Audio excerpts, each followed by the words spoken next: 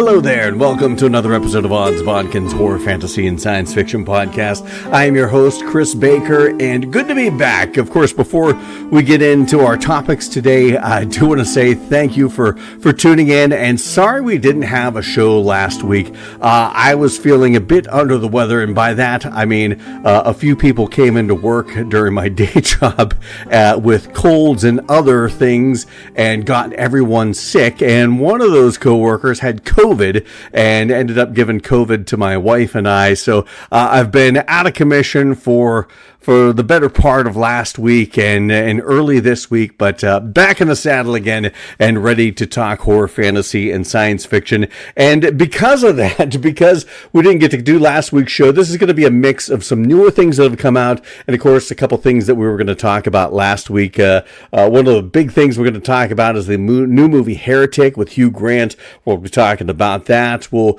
go back and recap some of my thoughts on Agatha All Along, which we were going to talk about last week. We're going to talk about the Doc Of Chucky, the new Chucky documentary on Shudder. We're going to talk about a few things in the news, and we'll even talk about The Penguin.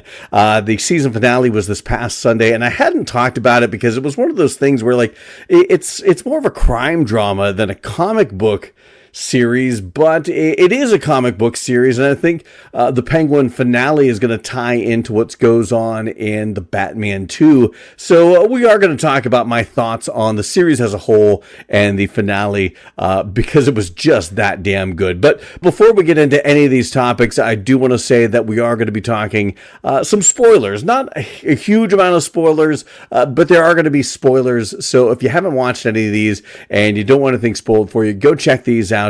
And then, of course, come back, listen to my thoughts. But if you haven't seen it and you don't care about spoilers, or if you have seen it and you just want to hear my thoughts on it, we are going to press on into some spoiler territory. So Heretic is a movie that it's not been one of my most anticipated movies of the year, but it has been a movie I've been really anticipating because Hugh Grant is in this. And of course, Hugh Grant, known as the lovable, stumbling, mumbling lead in a lot of the 90s and early 2000s rom-coms. And you know, he's a good actor. And in some of those I've seen, mostly on pain of death from whatever female I happen to be with at the time, but I had to watch him, and he actually is a very good actor, very enjoyable. But I like him in the later years of his career, more lately, because he's been doing more interesting things, more genre things. Of course, he played the big bad in the Dungeons and Dragons Honor Among Thieves, and who would have thought the guy from Notting Hill and Love Actually would have been in a Dungeons and Dragons movie. And now he's doing a horror movie with A24 and Heretic. So I really like some of the choices he's making. I think he's choosing roles that aren't his typical stock and trade, which I respect that and appreciate that because he is a really good actor. And one of the reasons why I was really anticipating seeing him in a horror movie. Now, this movie, there were a lot of things I loved about this. One of the things was the setup. You had these two girls, they're Mormon sister missionaries. Now, usually we see the guys out there with the short sleeve, white button-down shirts and the black ties and the black pants. I always think about Trey Parker and Matt Stone's movie Orgasmo, and Trey Parker as a Mormon missionary. They also did Book of Mormon, which they reference in this movie. But now they actually have sister missionaries as well, and we have two characters, Sister Barnes and Sister Paxton. We'll talk about the actors coming up, but they're in this small town, and they're trying to do their missionary work. And I love this kind of first scene we get to them.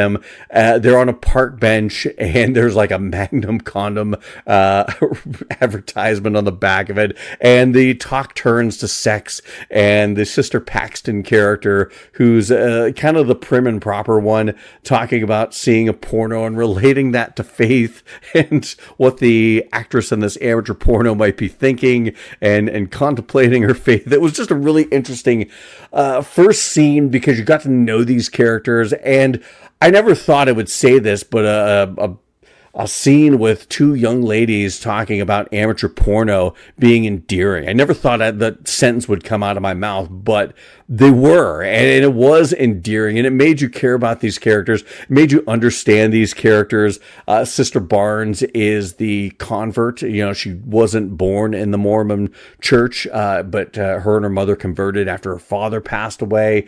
And Sister Paxton, she's been a Mormon and religious from birth. You know, she was raised in the faith, and that's all she's ever known. And that plays into this movie a little bit later, that in a very interesting way. But I have to say, the actresses who played these two characters, Sophie Thatcher plays Sister Barnes, and yeah, I've seen a few things of hers. I liked her in Boogeyman, even though I didn't really care that much about the movie. She had a part in Maxine, a cameo there. I really enjoyed that.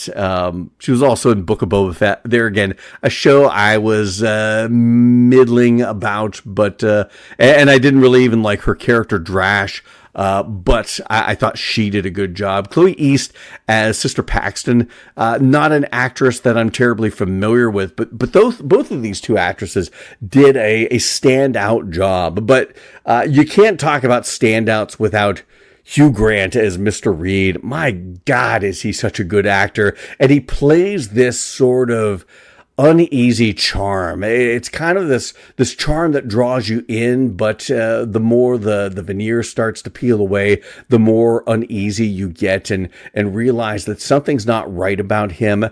But then the charm kicks back in and he draws you back in as a viewer, and as putting yourself in the position of these two young girls in this movie. And he just does such a wonderful job playing that charm that draws you in, the unease that makes you know that something is not right, and then the kind of snowball effect of him going after these girls, first in a psychological way, questioning their faith, trying to get them to doubt and even almost to some degree reject their faith. But then as that snowballs into a particular type of madness, not over the top, but it's a madness all the same that this character has, and he does such a fantastic job with this. I would love to see him in more horror movies. And then, of course, Topher Grace makes a cameo in this. I didn't recognize him at first. Maybe it was the hair color, but the voice and the face, I'm like, who the fuck is this? And then, of course, I saw in the credits, oh, Topher Grace. I was not expecting him to show up in this movie. Now, all in all, I liked this movie, and there were a lot of things I really liked about it. One was the analogy that the Mr. Reed, Hugh Grant's character, kept using, like board games and music as these analogies for faith, all faiths being derivative of one another. I thought that was really interesting, how he's trying to steamroll them with all these facts and figures about faith and where faith comes from, and how all faiths are essentially the same. And he steamrolls them with these facts, very much like, you know, you get those people on social media that they think they've got all the answers and they've got all the, you know, the facts and figures that prove religion is a sham. I like how later in the movie, especially the Sister Paxton, she kind of finds her strength due to some of the events with Sister Barnes, some of the things Sister Barnes says to her, some of the things she figures out in her own self. But I like the point where both of the girls, and then especially Sister Paxton at the end, kind of start fighting back, and not in a physical sense, but in a psychological sense, in a debate sense, and start, you know, questioning him about how he's got all these answers, or thinks he does, but every premise that he sets forth is based on fixed values and, you know, fixed variables. And, you know, there are all sorts of different kinds of variables that make up the belief in faith and the similarities in faith and what makes one faith different from another. And there's a lot of gray area in that his character wasn't taking into consideration. Just the back and forth was very interesting. And I think it's one of the things I liked about this, because there's a lot of conversation starters in this, that you could sit down and have a civil conversation with somebody that believes or doesn't believe, and you know bounce ideas back and forth and if you don't believe, that's fine. I'm a person of faith, but if you can't back up that faith with reasoning for that faith, and sometimes sometimes that is the point of faith, is that you have faith beyond any reason you can give, and they touch on that in this, which I thought was very interesting. But I liked the Sister Paxton character finding her own strength in her faith and standing up for that against Hugh Grant. And I like how she figured out the quote unquote magic trick behind the prophet that Mr. Reed was putting forth and trying to get them to doubt. I really enjoyed her putting all the pieces together, and I loved it because you saw all these pieces and you had the opportunity. I hate when there's a mystery to be solved, but they don't give you certain pieces of the mystery, certain pieces of the puzzle, and there's no way you could have figured it out. I like how she figured it out, and you're like, oh, I should have put that together. I should have put those pieces of the puzzle together. So I found that really interesting. I love the eeriness of this movie, the set design, and everything that they did, with the two doors, belief and disbelief. I like how they both led to the same place. I thought that was a metaphor for what they're trying to say from one side of the coin. I loved the unsettling nature of this house and everything in it. I love the unsettling way that everything Hugh Grant did and said felt like a manipulation to get the ends that he wanted. And that's how it plays out. And I loved how he said, if they go through this door, they're going to find the one true faith that he keeps professing he's found, the one true faith, and how it ultimately is control. And I like how Sister Paxton kind of rejects that and finds strength in her own faith. And I love the back and forth between these two characters, and much like how Hugh Grant had an unsettling charm, there was an unsettling charm about this movie. It asks a lot of interesting questions. It's put forth a lot of interesting debate topics, but they did it in such an unsettling way with this character that's almost kind of gone mad by its search for religion and being inundated with all these different beliefs and finding no peace in that and coming up with his own faith and his own religion in control and how that manifests with all these women that he has captured and uses as these quote unquote prophets. That was really interesting. I loved the two magic underwear scenes. The first one came as such a shock, where Sister Barnes, they're setting up this scenario where Sister Paxton is going to stab Mr. Reed, and Sister Barnes ends up getting her throat slashed by Mr. Reed. Came out of nowhere, was not expecting it, because this is a movie I thought, okay, both of these girls are going to get out of this, and the good guys are going to win, and the bad guy is going to be killed or what have you, or maybe nobody dies, and it's all just this psychological thriller that, he ends up letting them go in the end, and everybody learns something. It was not that. There was death in this. There was blood, and I loved that first magic underwear scene. The second one you saw coming a mile away, and just as he says magic underwear, and she stabs him in the throat with that letter opener. Man, that was a good fucking scene. And then, of course, her getting stabbed later. It just, there was a lot of things I was not expecting this movie to be, and it went to those places. I should have expected it with an A24 film. They aren't afraid to go to some dark places. I like the scene where Sister Barnes conceivably comes back from the dead to save Sister Paxton from Mr. Reed with that board with the nail sticking out of it. They kind of lean into the idea that it might be supernatural, it might be a miracle, but you just don't know. And that is the essence of faith. It's not necessarily knowing, but believing anyway, in spite of what everything else tells you. And I think that is part of the charm and the uneasiness of this movie. But all in all, really loved Heretic. It was such a good film. So many memorable moments. I thought the The soundtrack was interesting with the Hollies, with Radiohead Creep, and a couple songs I really love. I thought the tension and this snowball effect of tension that you got throughout this, and this snowball effect of unease was really good. I found that it was one of those movies where there's a lot of dialogue, and if you find dialogue boring, you're going to find like the first half hour of this movie quite boring. If I was going to say there was a drawback, it may be a drawback for some people. It wasn't a drawback for me. I actually really enjoyed it because the back and forth, the cat and mouse between Mr. Reed and Sister Barnes and Sister Paxton, I thought was really interesting at the beginning. The slow realization that they're in trouble, that they play into in the trailer, I thought was really interesting. But if you don't like dialogue, if you don't like, lots of dialogue, pages of dialogue, you might not like the beginning of this film. I, for one, personally enjoyed it. And of course, I enjoyed the direction from Scott Beck and Brian Woods, who wrote, along with John Krasinski's rewrites, A Quiet Place, which I absolutely love. They wrote and directed 65, which I think is an underrated film. I actually really enjoyed 65, some other things, and really enjoy them as writers and directors. And I thought they did a really good job with this. Just from an aesthetic standpoint, it was just creepy. There was a lot of interesting camera shots and camera angles that just added a sense of dread and unease, and just one of the many reasons why I really liked Heretic.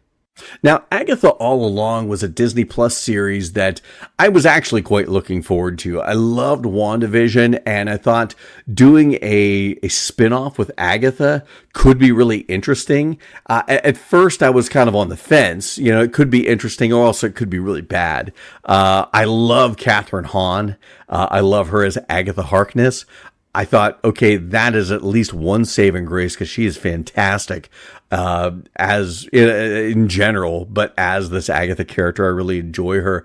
But then the more I started seeing the trailers, and I thought, oh, this is going to be creepy. This is going to be odd and weird, and I'm on board, and it really fit into the Halloween season, and I quite enjoyed that aspect of this show. But I thought it was really cool that, they started off fast and furious. I mean, I love the setup of this. I loved how they did almost the WandaVision style. She's still in a hex, still thinks she's a part of a TV show. And instead of Mayor of Easttown, they did, I can't remember what her name is, Agnes of Westview or whatever. But I quite enjoyed that. But I liked how they didn't spend a lot of time with her in that hex. They got her out of the hex, made her realize who she is right away, and got into the meat of the story, which I think was a really important way to set this up and get us into it. I also thought the cast was really good. I thought Joe Locke as Billy Maximoff,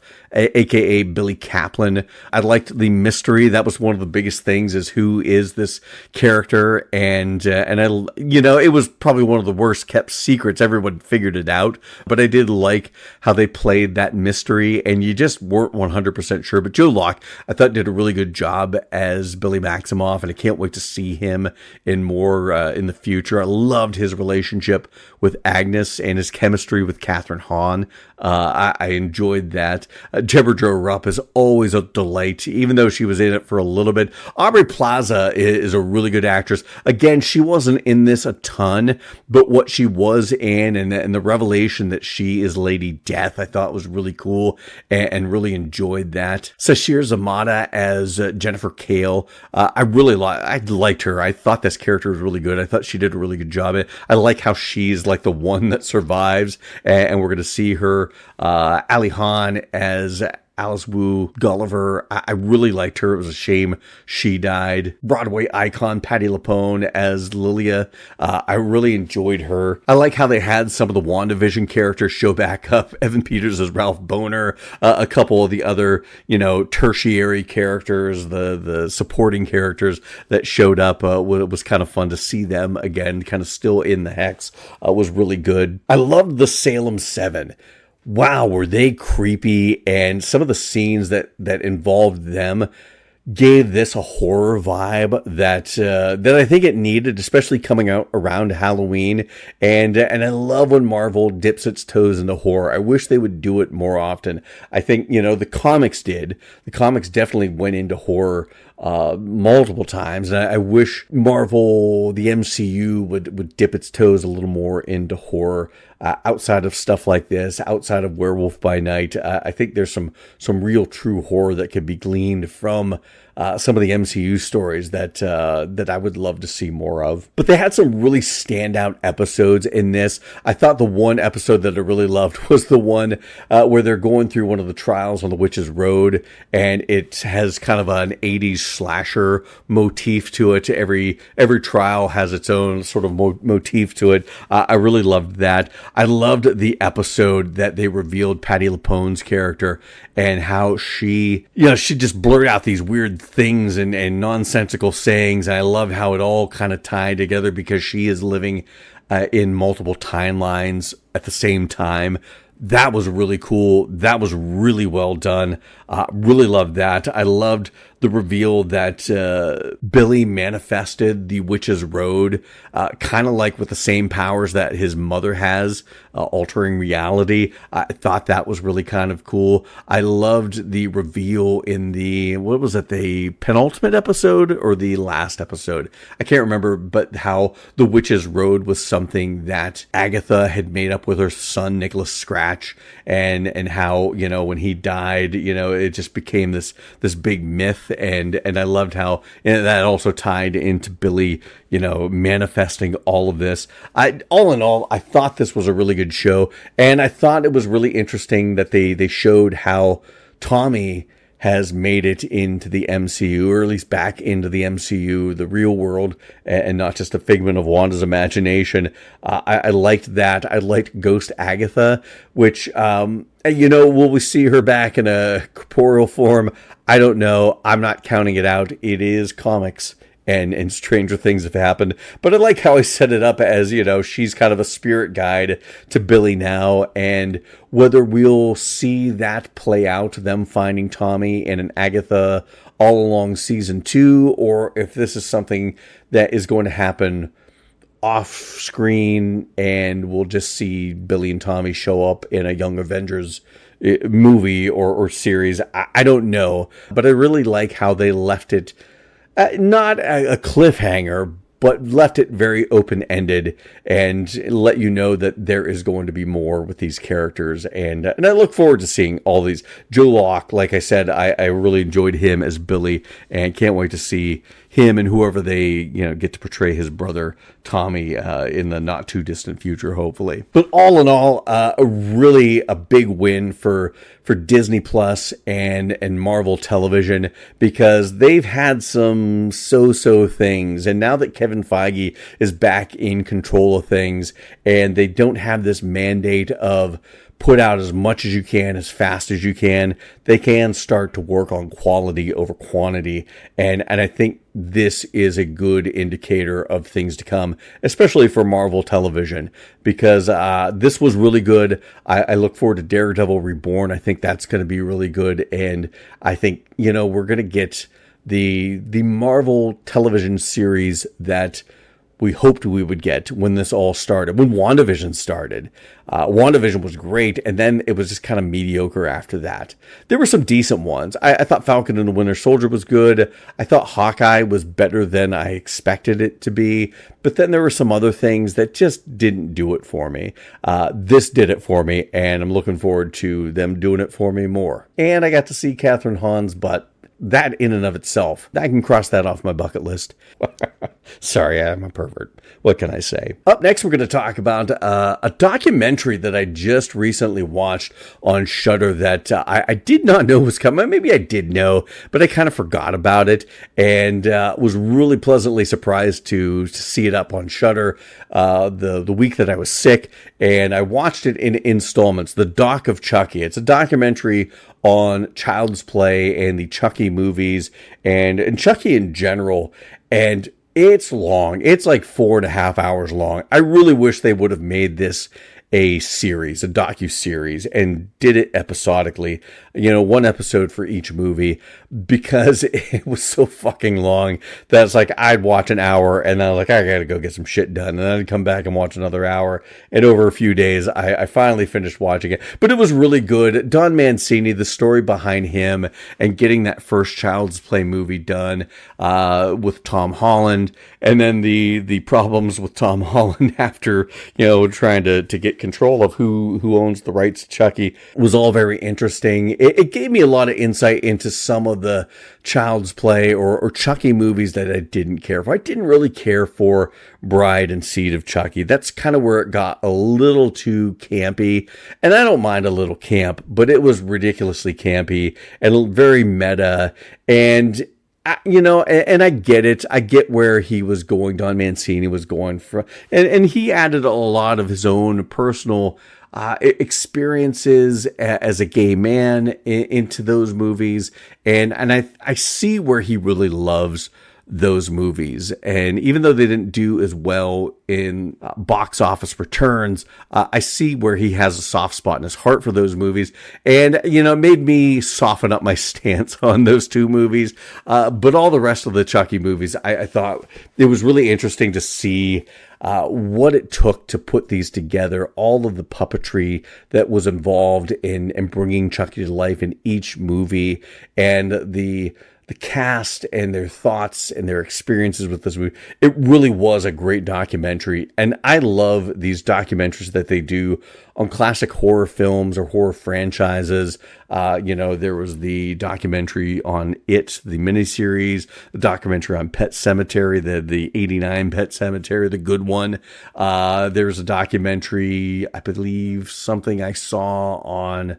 now I can't remember, but I love these kind of documentaries on some of these classic horror movies and what it took to bring them to life. And this is definitely one. If you love Chucky, if you love Child's Play, I wish they could have got into the series that met an untimely demise this year and was canceled after its third season, the Chucky series. I wish they could have got into the Chucky series, but they just stuck to the movies, and it was very interesting and a very enjoyable watch. Now, let's get into a couple news stories that came out. I was just reading an article about how Denzel Washington has announced that he is going to be, I was on the Australian Today show. He announced, maybe he wasn't supposed to say anything, but he announced, some of the things he has coming up as far as his final, because he's talking about retiring and he's talking about doing all these different projects. But one of the projects he mentioned was that Ryan Coogler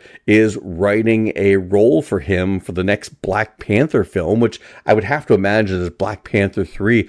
Who he's going to play, that is kind of up in the air and up for debate. And I'm sure everybody over the next, months and years will, until we get this movie, I think it's going to be a lot of people speculating, but I just think getting Denzel Washington, a world-class actor, and it's no surprise that he does a lot of Shakespeare, and he's got a lot of Shakespeare coming up because he is a very Shakespearean actor.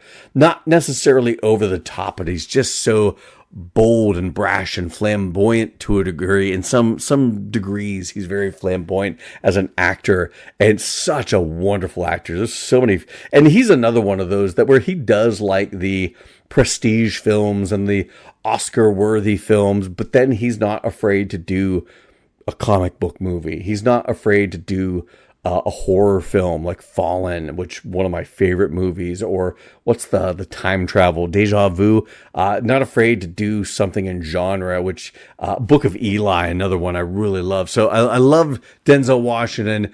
Not afraid, he's an Oscar caliber actor, but he's not afraid to do genre, and really excited to see him come into the MCU. Speaking of actors coming into various projects, Lady Gaga, it was announced that she's going to be a part of the Wednesday season 2 cast. Now, she's going to be joining like Steve Buscemi, Billy Piper, among others, as a part of the regulars. There's also going to be a lot of guest roles: Christopher Lloyd, Joanna Lumley, Tandy Wave Newton, which I freaking love her. Frances O'Connor, Haley Joel Osment, a lot of guest roles in this season of Wednesday. And another one, I don't know is if it's come out as to who she's actually going to be playing, what character she's going to be playing, but I am interested. I like Lady Gaga as an actress. I thought she did a really good job on her season of American Horror Story. I thought she did a really good job in Star is Born. I haven't watched Joker Folie à Deux, even though I heard that movie sucks balls. I have to imagine she probably did a good job in that. But there again, I haven't seen that, so I don't know. But really excited to see what she's going to be, who she's going to be playing, and what type of character she's going to be playing. Is it going to be a very over-the-top, weird Wednesday-style character, or is it going to be something more laid back and something, against what you would think for Lady Gaga in a movie or in a show like this. But we'll find out next year when this is released in 2025. And finally on the show, we're going to talk quickly about The Penguin. The season finale happened this past Sunday, and probably one of the reasons why I haven't talked about this is, one, because it feels more of a crime drama than a comic book show. But I also didn't talk about it because I was behind, so far behind. I have to blame my wife. She's going to be probably steamed that I blame it on her. But she was so on the fence. She's like, oh, yeah, no, I'd want to watch that with you after I'd already watched the first episode. So I'm like, okay, I'll wait and we'll watch the first episode again, and then we'll get caught back up. And then she just kept him-hawing around and back and forth and on the fence about whether she wanted. And then finally, I was like, do you want to watch this or not? Because I got to get caught up. And she was like, well, just watch it. And if I'm there, I'll sit down and watch it with you. I'm like, okay, I'm cutting the rope, cutting this loose, and I'm just going to watch it. And I did. And she ended up watching like the last couple episodes with me. But my God, what a great fucking show.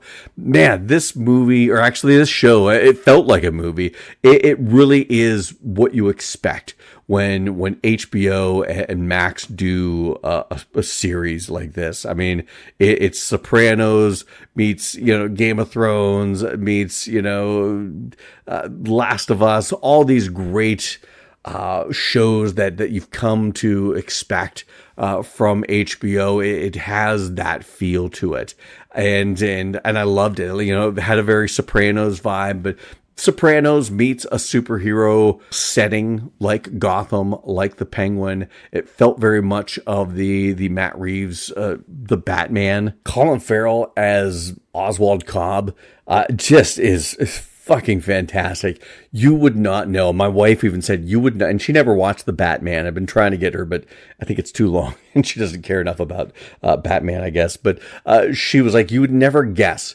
from the prosthetics to the voice he uses, you would never guess that that's Colin Farrell, and that's such a, anybody who's up against him in the Emmys coming up for Best Actor, they've got to bring their A game, because it's going to be hard for him not to win that. But I really enjoyed him. All the side characters, Kristen Milioti as Sophia Falcone, Gigante as it came up later was really good. Renzi Feliz as Victor Aguilar, really enjoyed him. I liked him in The Runaways. I never did watch the second season of that, but I thought the first season was really good. I think kind of one of those underrated Marvel shows before everything started falling under the MCU, but I really enjoyed him. Deidre O'Connell as Frances Cobb, I thought was fantastic. I think her and Kristen Milioti are both up for awards when it comes to Emmy time as well. But the ending of this was so fucking,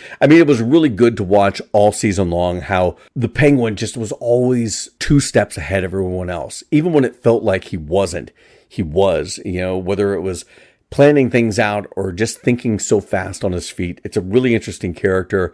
I loved how at the end he has Sophia Falcone, and it looks like he's going to off her, and he's like, see you in hell, or I'm going to send you to hell, and she thinks he's going to kill her, and she's like, I'll save a seat for you or whatever, but he's talking about sending her back to Arkham Asylum. That was hell to her. He was sending her back there, and he knew that when he set things up with the politician. I thought that was a really interesting end to her.